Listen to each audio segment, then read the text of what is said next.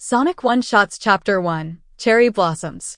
Sonic had just come back home from his usual afternoon run when he saw a letter on the coffee table. The letter had a lavender scent on it.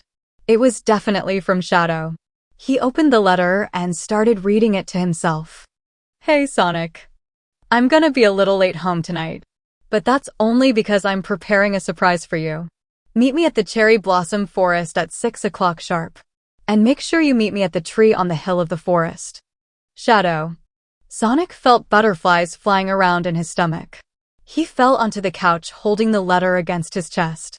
Looks like someone has a date tonight. Sonic looked at and saw Tails looked at him with a playful grin. Yeah, Sonic replied, blushing a little. I guess I do.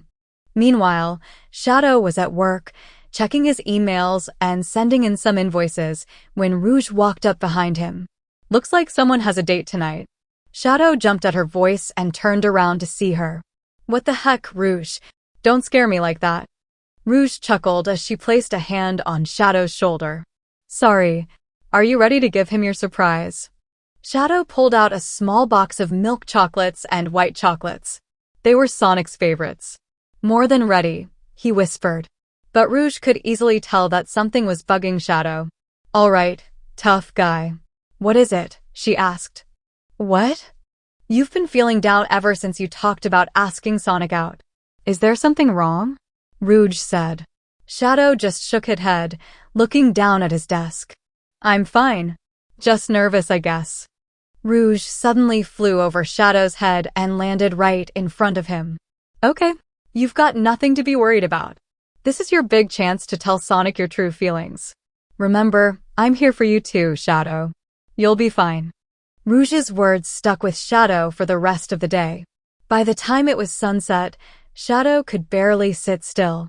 He quickly packed his things, grabbed the box of chocolate and rushed out the door. He ran out the office and to where he and Sonic were supposed to meet. But when he raced the cherry blossom forest, he couldn't find Sonic anywhere. He walked for a while until he found Sonic under a tree with a bouquet of lavenders in his hands. Sonic. Shadow called out, running towards him. Shadow. Sonic called back as he opened his arms. The two hedgehogs embraced each other so tightly as if it were the end of the world. I've been looking for you all over the forest, Shadow said. And I've been waiting for you for nearly an hour.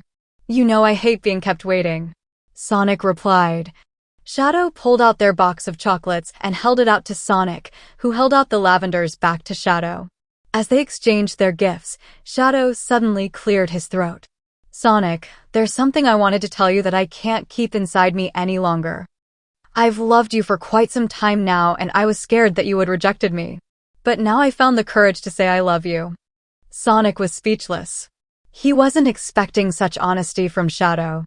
But he smiled back at him and pulled him in for a kiss. Shadow, I love you too, Sonic said.